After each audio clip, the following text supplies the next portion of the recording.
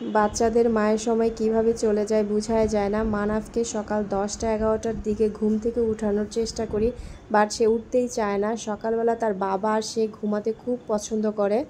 আমি সকাল 7টা-8টার দিকে উঠে যাই, তারা ঘুমায়। তারপর মানাফকে আমি ঘুম থেকে উঠিয়ে একটু খাবার দেওয়ার চেষ্টা করি, বাট সে খেতেই চায় না। মানাফ কিন্তু রাতের বেলা একদমই খায় না। সেই রাত 10টা-11টার পরে তাকে আর খাওয়ানো হয় না। সেও ঘুমায় যায়, আমিও ঘুমায় যাই। এত ঘুম আমাদের। তারপর সকালবেলা আমি 10টা-11টার দিকে ওকে একটু খাবারের চেষ্টা করি, বাট সে খায় না। তো দেখতেই পাচ্ছেন কিভাবে কি করতেছে, খাওয়ানোর জন্য কত চেষ্টা করতেছিলাম, খাইতেছে না। তারপর মানাফকে আমি মুখটা একটু ভালো করে ধোয়াই দিলাম। মানাফকে এর আগে আমি মুখ ধোয়াইছি, গরমের দিন তো, তাই একটু পরপর ওর মুখগুলো আমি ধোয়াই দিই আর একটু পানি খাওয়ানোর চেষ্টা করি। বাচ্চারা কিন্তু পানি খেতেই চায় না, আমার বাবু তো একদমই পানি খেতে চায় না। গরমের মধ্যে বাচ্চাদের পানি না খাওয়ালে জন্ডিস হওয়ার সম্ভাবনা থাকে, তাই আমি চেষ্টা করি বাচ্চাকে একটু পরপর পানি দেওয়ার আর মুখটা ধোয়া দিতে। মানাফকে টিস্যু দিয়ে মুখ ধোয়া দিচ্ছিলাম, তারপরেও সে টেলিভিশন দেখছে। টেলিভিশন কিন্তু ওর প্রচণ্ড নেশা। এত ছোট বাচ্চাদের টেলিভিশনের নেশা না করাই ভালো। আমি এখন একদমই মানাফকে টেলিভিশন দেখতে দেই না, কারণ ও হচ্ছে টেলিভিশনের আসক্ত হয়ে যাচ্ছিল। আমি ওকে দেখাচ্ছিলাম, এই দেখো শিলপাটা, এটা হচ্ছে তোমার দাদুর। তোমার দাদু বাইচা থাকলে তুমি হচ্ছে দাদুর কাছে ঘুরতা ফিরতা, বাট তোমার দাদু তো নাই। ওকে আমি এখন এই গাড়িতে বসায় দিয়ে আমি আমার কাজগুলো করে নিব। মানাফ কিন্তু গাড়িতে বসলে চুপচাপ বসে থাকে, আর টেলিভিশন ছাড়া তো কোনো কথাই নেই।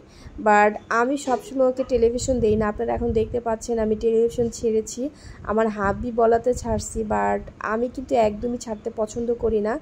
এখন মানাফকে আমি মাঝে মাঝে ঘুরতে নিয়ে যাই, গাড়ি দিয়ে ঘুরাই, ছাদে নিয়ে যাই।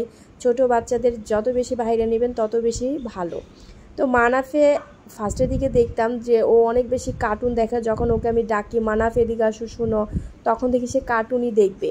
এটা কিন্তু আমাদের মায়েদেরই খেয়াল রাখতে হবে। তো ওর জন্যই মূলত টেলিভিশনটা কিনেছিলাম। যখনই দেখতে পারছি ও বেশি টেলিভিশন দেখে, তখন থেকে আমি টেলিভিশনটা অফ করে দিই। দিনের বেলা হয়তো বা 2-1বার দেওয়া হয়, তারপরও 20 থেকে 30 মিনিটের বেশি তো আমি টেলিভিশন ছাড়িই না। এখন যেহেতু আমার একটু কাজ আছে, তাই আমি ওকে একটু গাড়িতে ঘুরাইলাম। ওর বাবা যেহেতু বাইরে গেছে, তাই আমি একা একা ওকে রাখতে পারবো না, এর জন্য একটু টেলিভিশনটা ছাড়লাম আর ওকে গাড়িতে বসায় দিয়ে আমি এখন শিলপাটার মধ্যে কিছু বাটাবাটি করব। বলেন তো গাইস কি বাটতে পারি? আপনারা এর আগের ব্লগগুলোতে দেখতে পারছেন আমি আমের আচার বানাইছিলাম। আমের আচার বানানোর জন্য আমার যা যা উপকরণ লাগে আমি সেগুলো এখানে বেটে নিয়েছিলাম।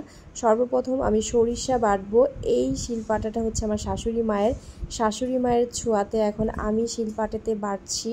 আমার শাশুড়ি মা বেঁচে নাই, শাশুড়ি মা বেঁচে থাকলে কিন্তু আমের আচার আমার শাশুড়ি মাই করে দিত। তো যাই হোক, এখন আমার নিজেরই